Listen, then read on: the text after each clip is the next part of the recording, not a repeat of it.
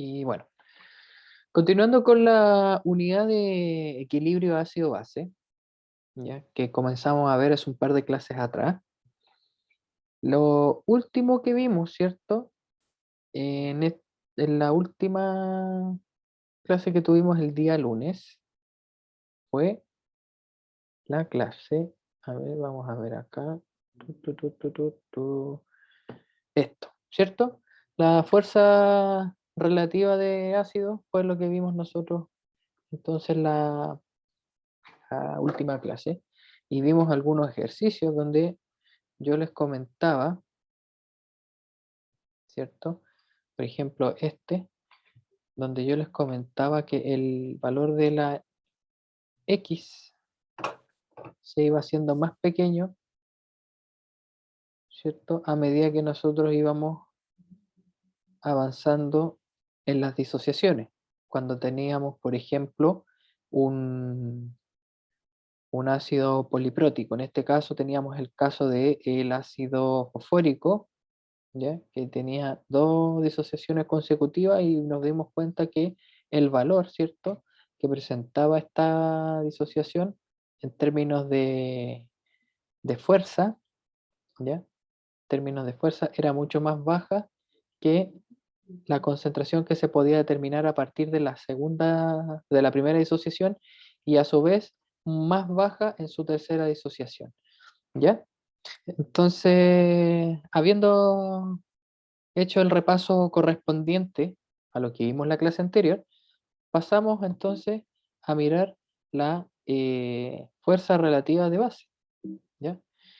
Y en el caso de la fuerza relativa de base, eh, al igual que en los ácidos, la fuerza relativa de las bases se compara de forma análoga, ¿ya?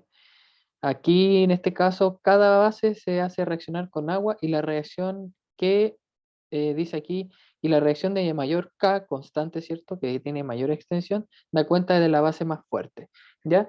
Nosotros habíamos establecido un valor para más o menos decir cuándo un ácido es débil o fuerte. Nosotros habíamos dicho que ese valor de K sub A, en este caso, tenía que ser aproximadamente por debajo de 10 a la menos 2 el valor de su constante, para poder considerarlo como una base, o sea, en este caso como un ácido débil, ¿ya? Como un ácido débil. Nosotros habíamos visto, entonces, ¿dónde está el mismo ejemplo del ejercicio anterior? ¿Ya? Donde vemos que los valores, ¿ya? De K, en este caso de su disociación, iban siendo cada vez más pequeños, ¿ya?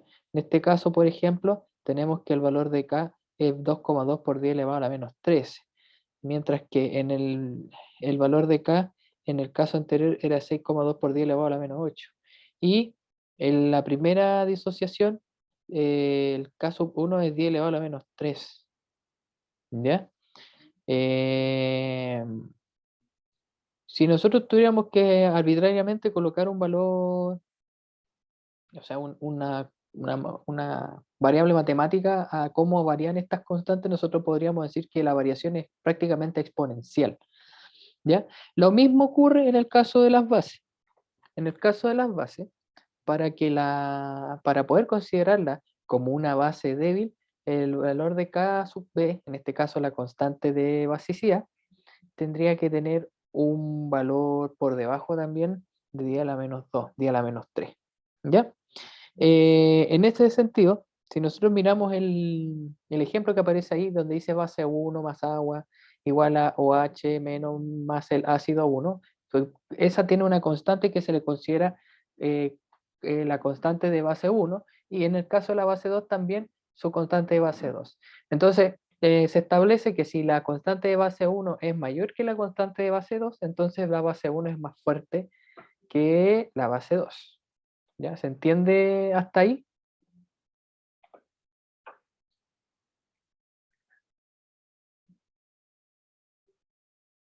¿Se entiende, no?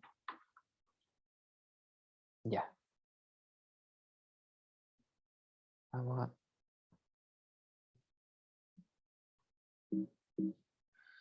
vamos a ir a la siguiente inmediatamente.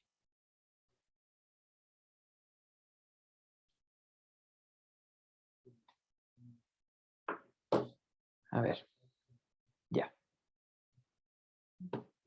Entonces, si miramos este ejemplo, donde aparecen dos bases, una de ellas es amoníaco, que es la primera, la segunda es una, esta viene siendo una C6H5NH2. Esta tiene, a ver, C5H, esta parece ser que es una piperidina, ya que es una base orgánica. ¿De acuerdo? Y si se fijan, el valor de K sub P para este caso, para la segunda reacción, es 3,8 por 10 elevado a la menos 10. ¿Ya? Si analizamos los valores y nos miramos la notación científica de estos, nos vamos a dar cuenta, ¿ya? Nos vamos a dar cuenta que el, el valor del caso P es mucho menor en el caso de la piperidina, en la segunda reacción. Por lo tanto, el amoníaco es una base más fuerte que esta otra que es la piperidina. ¿Ok? Al respecto, ¿cierto? En el caso de las bases, ¿ya? En el caso de las bases, como dice ahí, la mayoría de las bases son débiles. Sí, a no ser que, presenten iones OH en su estructura. Y normalmente aquellas que son monobásicas, como el caso del NaOH, es una base fuerte. ¿Ya? Aquí, bueno, ahí lo dice, las bases fuertes son aquellas que se disocian completamente en agua para dar iones OH, y ahí hay algunos ejemplos. Tenemos el NaOH, el BaOH, que es el hidróxido de bario, y el KOH, que es el hidróxido de potasio. ¿Ya? Si tienen OH, uno debería pensar que es una base relativamente fuerte, y digo relativamente porque existen casos donde existen bases con iones hidroxilo que no son bases fuertes. ¿Ya? Muchas de ellas eh, vienen siendo bases de metales de transición, por ejemplo, hidróxido de cobre, hidróxido de hierro, etcétera, etcétera, etcétera. ¿Y esto porque al no estar disueltas, porque precipitan, al no estar disueltas, el aporte de iones OH a la solución es bajo, es bastante bajo, ¿ya? Pero para estos casos que nosotros, en este caso, valga la redundancia, estoy mostrando en la diapositiva, estos son ejemplos de bases fuertes, ¿de acuerdo? Entonces, resumiendo, las bases fuertes están 100% disociadas. Igual que los ácidos fuertes, las bases fuertes están 100% disociadas. No establecen equilibrio de disociación debido a que están completamente disociadas y no tienen constante equilibrio porque es muy superior a 1, ¿ya? Dado que al entrar en contacto con el agua, inmediatamente se disocian y cambian el pH de la solución, ¿ya? Entonces, ahí hay unos ejemplos de bases fuertes, ¿ya? Hay dos de ahí que no estoy muy de acuerdo con que lo sean, pero bueno, eso ya es un tema de apreciación, y hablo específicamente de estas dos, ¿ya? De la MgOH2 y la KOH2, que son el hidróxido de manganeso y el hidróxido de calcio. Y por la misma razón de que les mencionaba anteriormente, dado que precipitan en el medio de reacción, el aporte de iones OH a la solución es bastante bajo, ¿ya? Pero si están clasificados como bases fuertes, vamos a pensar entonces que lo son. Bien, respecto al equilibrio de una reacción de disociación de una base débil, es como la ecuación que se plantea a continuación, ¿ya? La base, ya, rayé más o menos, pero es la base más agua formando el ácido conjugado más iones OH, ¿ya? Este está regulado por la constante de equilibrio que se le conoce como Kb, que es la constante de basicidad, ¿cierto? Y la expresión es la que ustedes observan en, más abajo, que es esta que está acá, ¿cierto? Y tal como para el caso de los ácidos, cuando el valor es por lo general 10 elevado a la menos 2 o más bajo, ¿ya? 10 a la menos 3, 10 a la menos 4, 10 a la menos 5, etcétera, se le considera entonces una base débil, ¿de acuerdo? Vamos a ver algunos ejemplos entonces de bases que son débiles. Aquí, por ejemplo, tenemos la etilamina, ya que tiene una constante basicidad de 5,6 por 10 elevado a la menos 4. ¿ya? La metilamina también 4,4 por 10 elevado a la menos 4. Si se fijan, son valores bastante pequeños, pero la que es más pequeña, ¿ya? Es la anilina. A ver, hace un rato atrás yo les dije que podía ser la piperidina. Y yo me voy a corregir sobre la marcha. Claro, es la misma fórmula, por tanto, en la anilina. La piperidina es NH solamente. Es C5H6N. Esa es la fórmula de la piperidina, mientras que la anilina es esta, C6H5NH2. Así que me corrijo inmediatamente. Ese es el valor 3,8 por 10 elevado a la menos 10, ya que es un valor bastante bajo. ¿Ya? Eh, ok, ¿hasta acá hay alguna duda?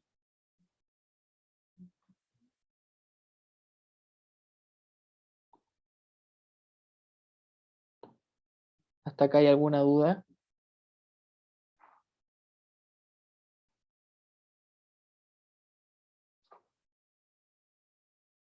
Bueno, si no hay duda, voy a continuar. Antes de seguir con la clase, me gustaría saber por qué todas estas que están acá se les consideran básicas, ¿ya? Si como tal ninguna tiene eh, iones OH en su estructura. ¿Por qué se consideran básicas? ¿Alguien me podría decir?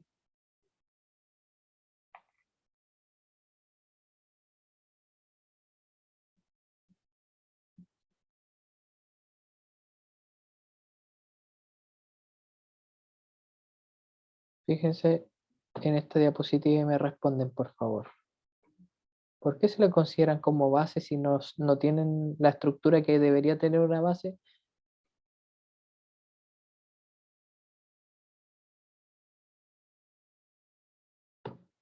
Porque nosotros sabemos que una base debería tener iones OH y captar protones. Sin embargo, estas no son de ese estilo y son básicas, ¿ya? Si ustedes se fijan en las reacciones que yo les estoy mostrando ahí, dado que nadie me respondió la pregunta, pueden fijarse que en este caso, el caso perdón, el caso del amoníaco, ¿ya? No tiene OH en su estructura, sin embargo, como base es capaz de retirar un protón, ¿ya? De la molécula de agua y lo que queda es un OH, que lo libera de forma indirecta. En el caso de la anilina, la misma historia, ¿ya? Y de ahí entonces que las aminas, que son los ejemplos que aparecen en esta tabla, son básicas. Muchas de ellas, la gran mayoría de hecho lo son, ¿ya? Porque son capaces de captar un protón en este caso, liberando iones OH de forma indirecta a la solución, ¿ya? Si hablamos desde el punto de vista de la teoría de Bronsted y Lowry, que es la teoría que maneja todo esto, nosotros podríamos decir que efectivamente son bases porque captan iones H+. Sin embargo, desde el punto de vista de la teoría de Arrhenius, ¿ya?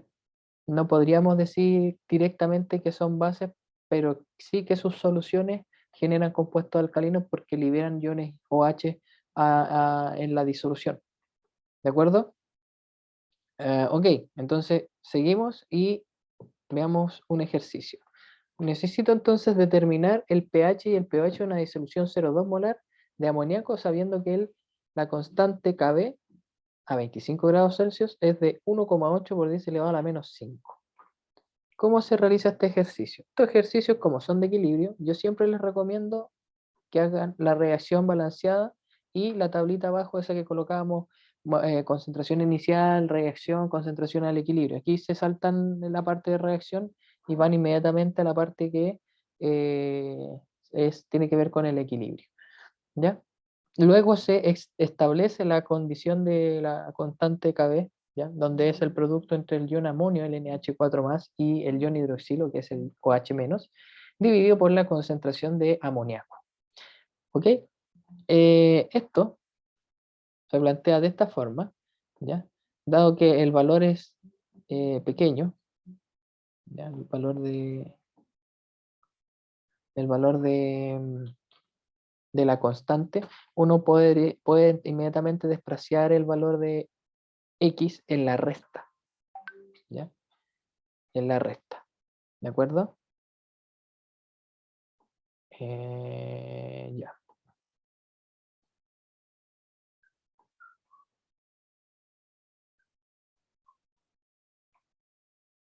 ¿ok?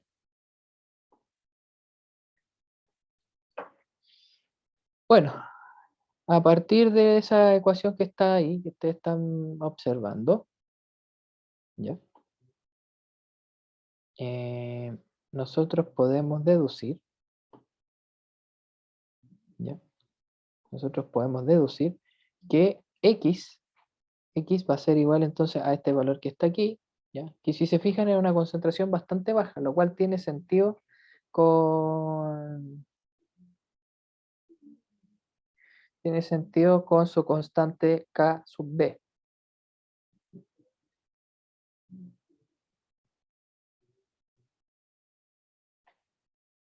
¿de acuerdo?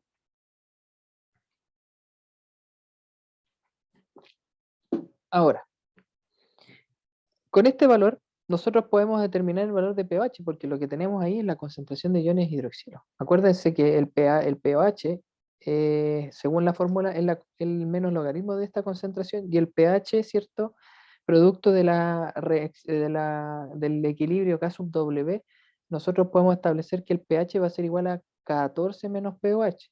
Ya, esto se deduce, recuerden, se deduce del producto de autoionización del agua, es decir, las concentraciones de iones H más por la concentración de iones OH menos, ¿ya? Que da el valor de 10 elevado a la menos 14. Si ustedes aplican propiedades de los logaritmos de base 10 y despejan la ecuación, les da entonces esta que está aquí abajo, ¿ya? Esta ecuación que está aquí abajo. ¿De acuerdo?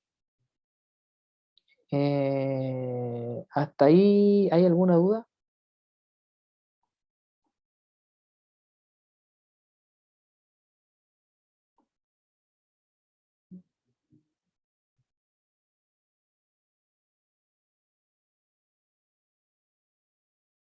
¿Hasta ahí hay alguna duda? ¿Les queda claro de dónde sale esa fórmula de pH igual a 14 menos pOH?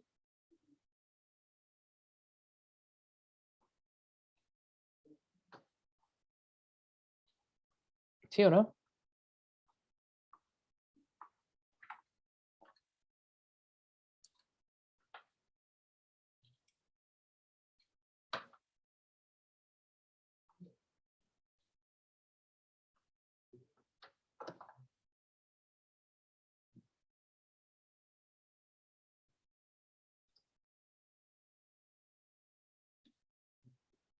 A ver. Repito, ¿les queda claro?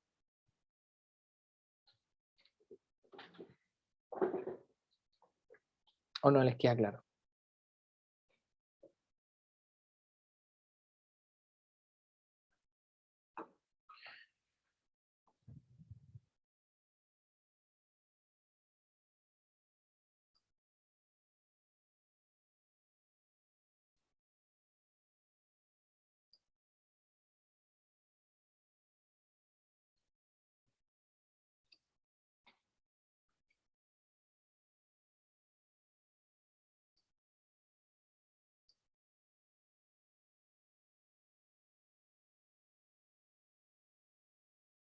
Mm, Quiero ver si puedo usar la pizarra para mostrarles eh, de dónde sale esa fórmula.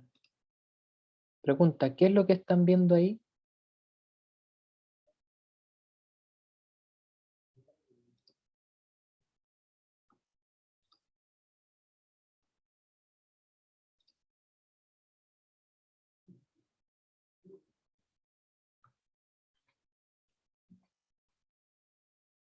Profe, dijo lo que estamos viendo.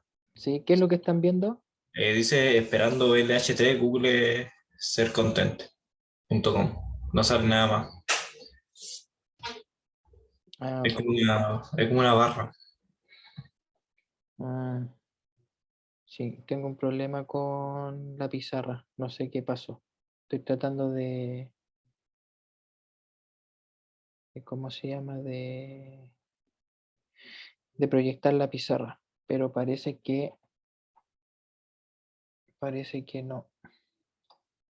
A ver. Ahí están viendo la presentación, ¿no? Sí. Ya, a ver, vamos a ver cómo.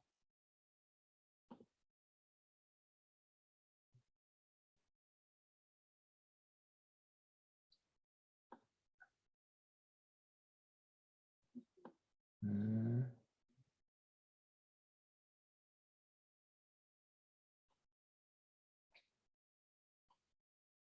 ya bien. Vamos a ver acá.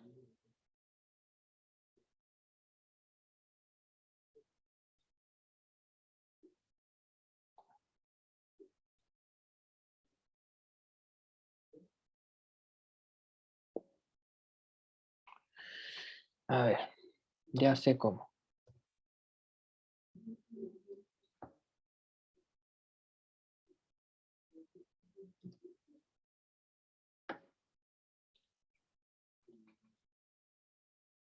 Ujú.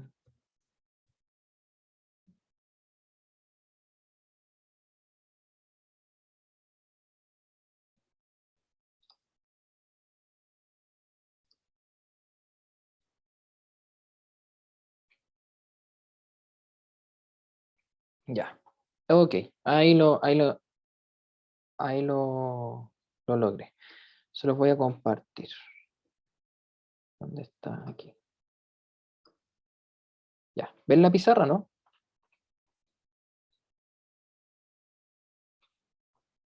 Sí. Ya. Recuerden lo siguiente. Yo les decía que cuando ustedes tienen K sub W, esto va a ser igual a la concentración de. A ver. Aquí me voy para atrás.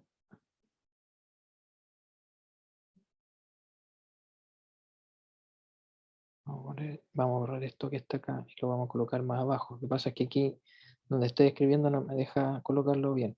Entonces, dijimos que K sub W va a ser igual a la concentración de H más la concentración de OH menos. ¿Ok? El valor de K sub W siempre es 10 elevado a la menos 14, independiente de si las concentraciones aumentan o disminuyen en, ¿cómo se llama?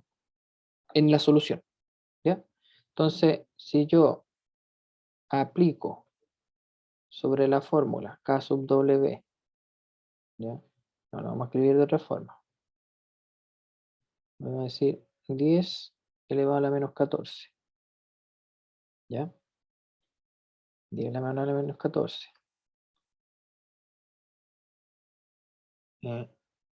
Ahí, 10 elevado a la menos 14 igual a la concentración de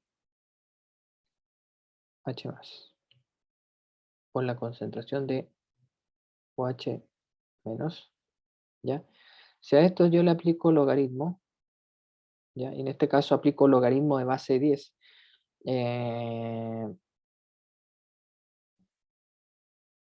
Esto me va a quedar logaritmo, ¿cierto? De 10 elevado a menos 14, ¿ya? Y esto me va a quedar logaritmo, ¿cierto? Perdón, menos logaritmo de h más por OH, ¿cierto? OH menos, ¿cierto? Si aplicamos entonces las propiedades de los logaritmos, esto de acá se transforma en 14. Vamos a pasar a otra pizarra. Se va a transformar en 14. Y lo de al lado es pH más pOH. ¿Se entiende? De aquí, si yo despejo, ya, y quiero calcular el pH a partir del pOH, va a ser 14 menos pOH. Eso es lo que se está mostrando en el ejercicio. ¿De acuerdo? Vamos a volver entonces a la PPT. Volvemos a la PPT y determinamos entonces que el pH es 11,28. Fíjense, un pH pequeño y un pH alto, ¿ya? No hay por dónde perderse entonces que la solución es una solución alcalina o básica, ¿ya? Veamos entonces ahora la relación entre K sub A y K sub B, ¿ya? Nosotros sabemos que el equilibrio de disociación de un ácido y de la base conjugada con agua dan estas reacciones que aparecen ahí. Por tanto, ¿cierto? Por tanto, ustedes pueden asociar ambas constantes. Ustedes las están mirando eh, en la diapositiva. Si yo multiplico K sub A por K sub B, me da este producto grande que está acá. ¿Ya? Si ustedes se fijan, esta A se va con esa A, esta HA con esta HA, ¿cierto?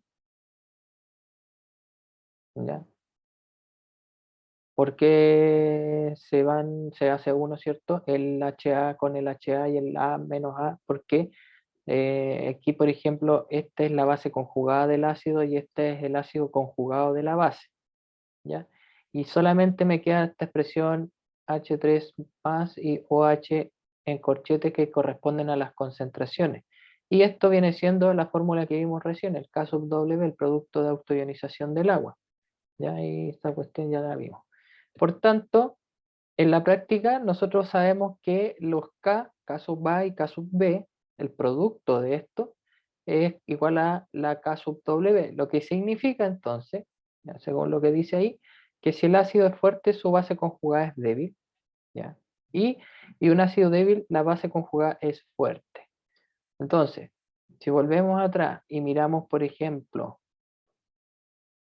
el ejemplo que teníamos acá del amoníaco, según esto, es una base débil, pero el ácido conjugado va a ser entonces un ácido fuerte. ¿Se entiende?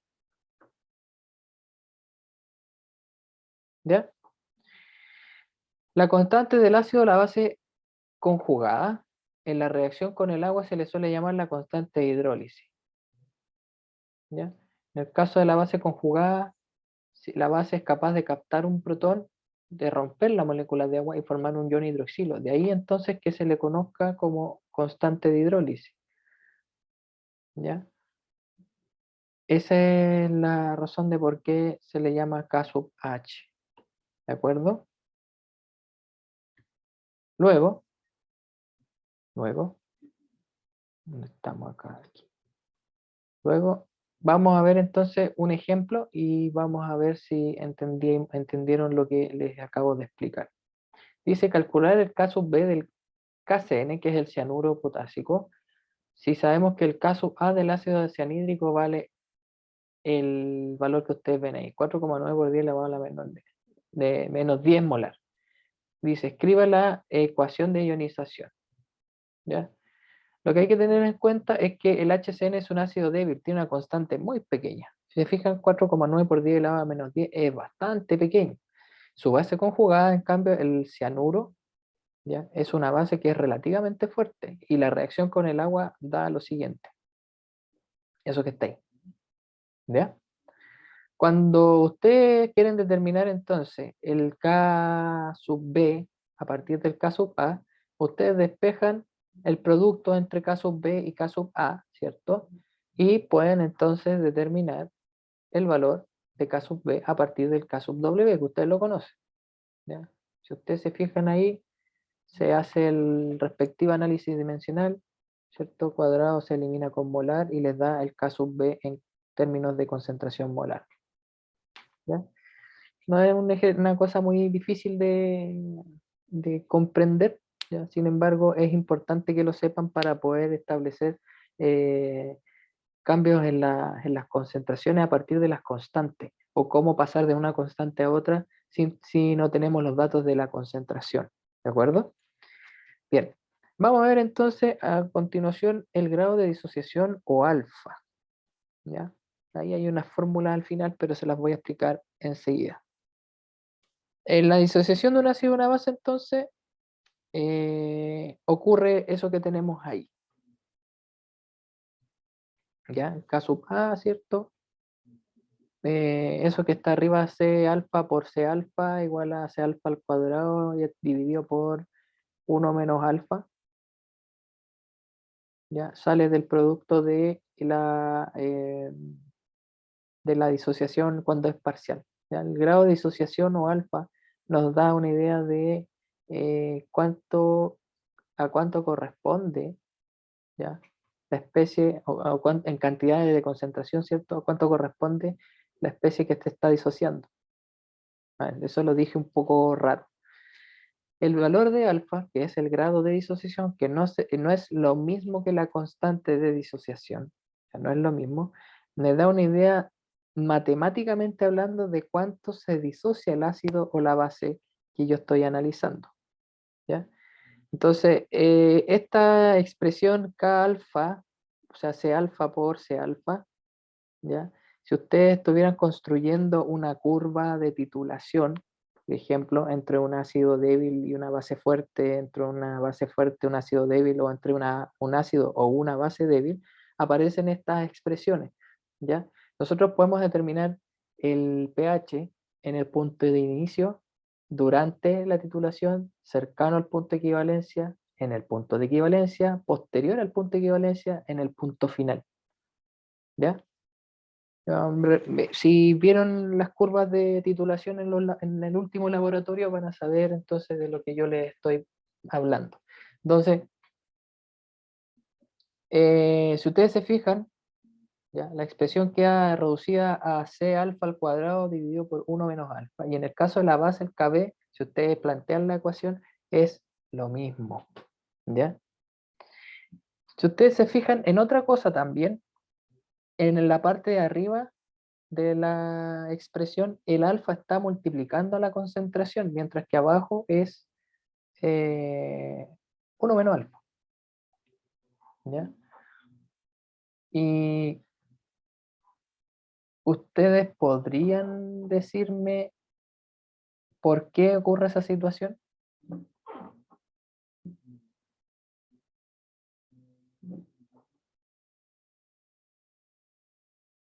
¿Por qué es 1 menos alfa?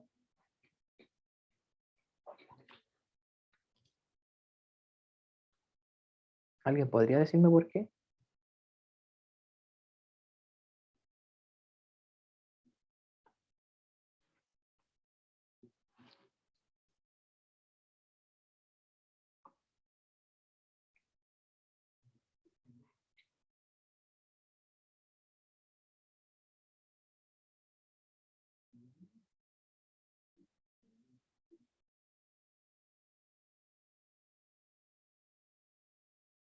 Si yo hablo de grado de disociación, ¿de qué estoy hablando?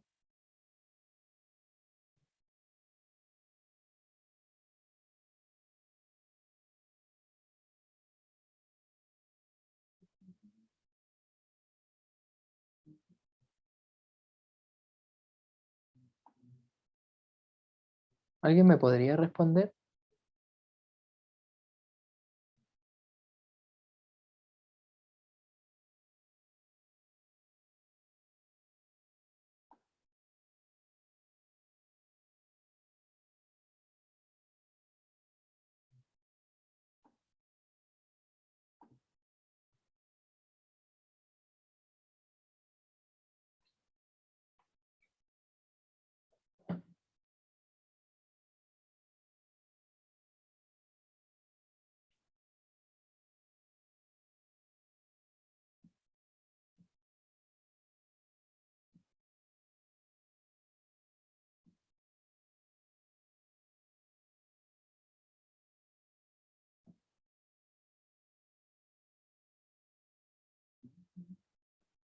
Repito la pregunta.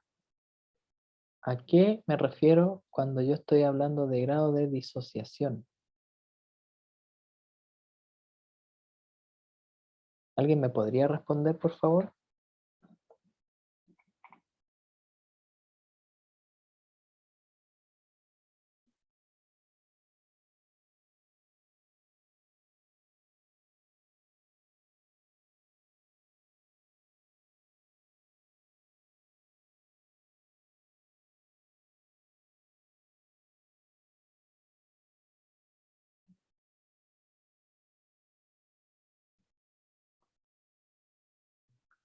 ¿No les suena grado de disociación a cuánto de la especie que yo analizo se está disociando?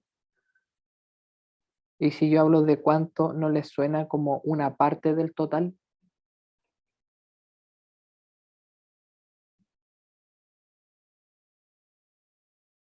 ¿Les suena o no les suena?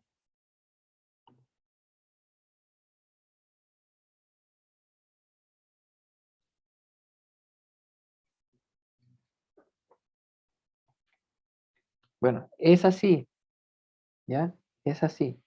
El alfa viene siendo una parte del total que se está disociando o se está formando en este caso. Por eso es la concentración por alfa al cuadrado, ¿ya? Y en el caso de que es 1 menos alfa, es porque al inicio, antes de que haya equilibrio, yo tengo que el total o el valor de alfa, ¿cierto? En el reactivo va a ser igual a 1, porque tengo todo el reactivo sin reaccionar al inicio de la reacción.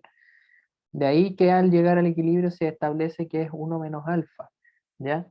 ¿Cómo es que establezco yo esta situación? Para que ustedes más o menos lo tengan clarito. Miren esta ecuación. Esto que está acá, no, esta ecuación no. Esta,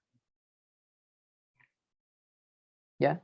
Fíjense que en la parte donde está el equilibrio, yo tengo 0,8 menos x, x y x.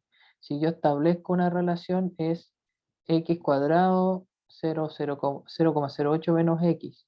Entonces, como el alfa, ¿ya?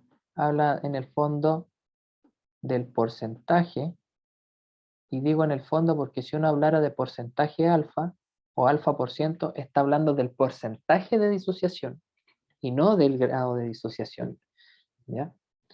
Y en el fondo sería las concentraciones iniciales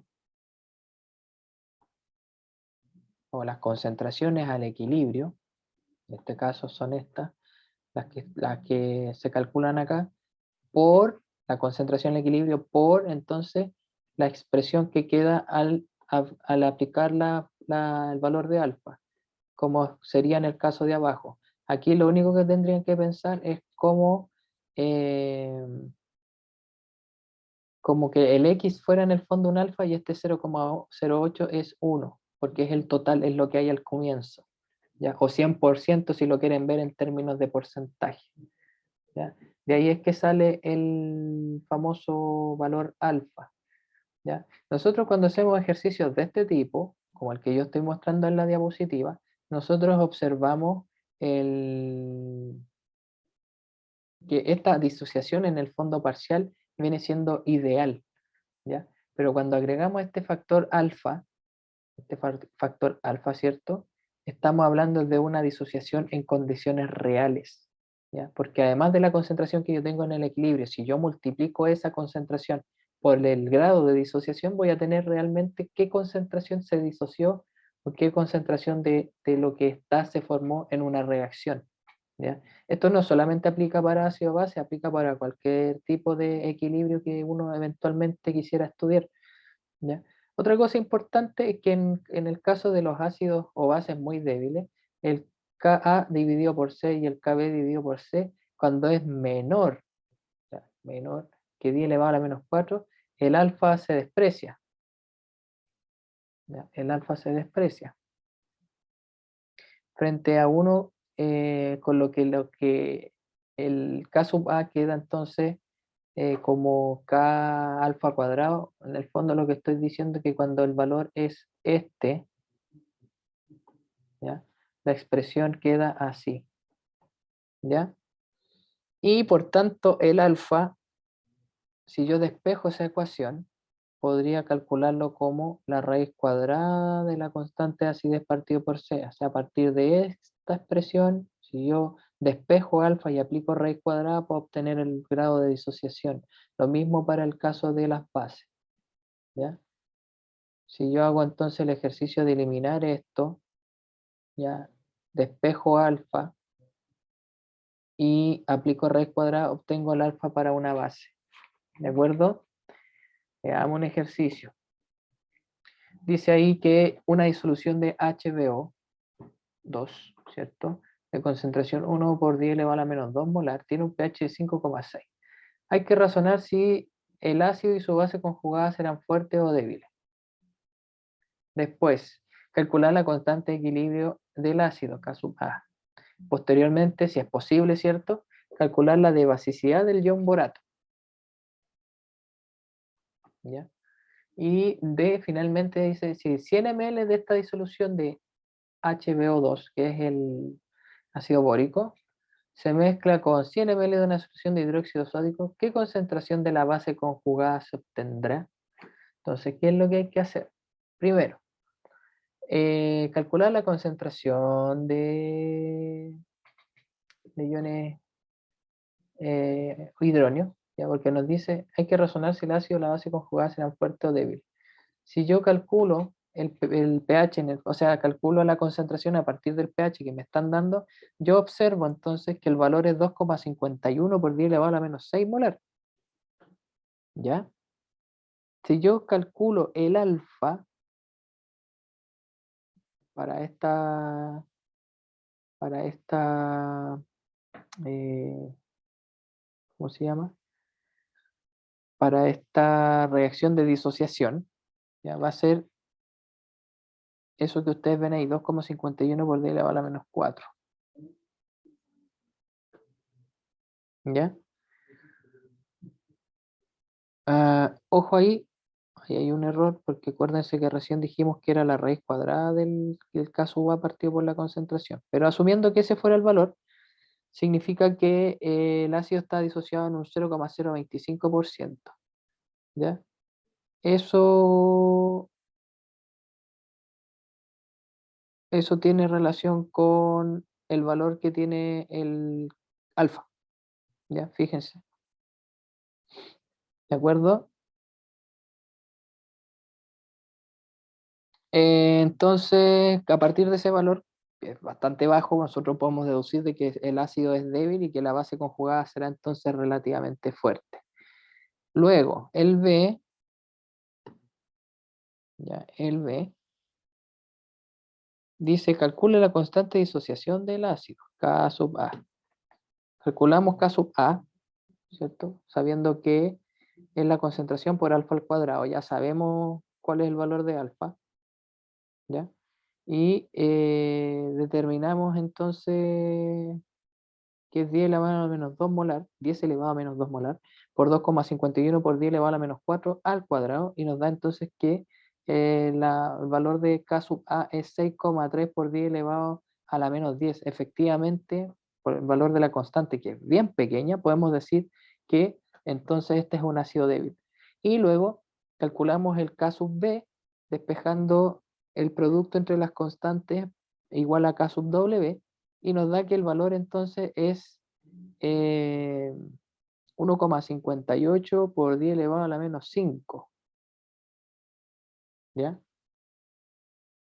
Eso nos está diciendo a nosotros que si bien la base conjugada debiese ser fuerte, tampoco es tan fuerte. Por el valor de la constante KB es 10 elevado a la menos 5. ¿Ya? El valor para que se considere fuerte debe ser superior a 10 elevado a la menos 2. Y este valor viene siendo débil. ¿Ya? Después nos dicen entonces, en la diapositiva anterior nos decían, si 100 ml de esta disolución se mezclan con 100 ml de una disolución 10 a la menos 2 de hidróxido sódico, ¿qué concentración de base conjugada se obtendrá? Entonces, si yo calculo la concentración, ¿ya? Calculo la concentración de PO2 a partir de la reacción de neutralización, ¿ya? Sacando los mol y todo lo demás, me va a dar que la concentración va a ser igual a 5 por 10 elevado a la menos 3. ¿Ya? Este tipo de ejercicios tienen cierta complejidad. Yo en la parte que nos toque ver ejercicios toda la clase, ¿ya? Que según el programa, se los digo al tiro, les digo enseguida. A ver. En el programa tenemos que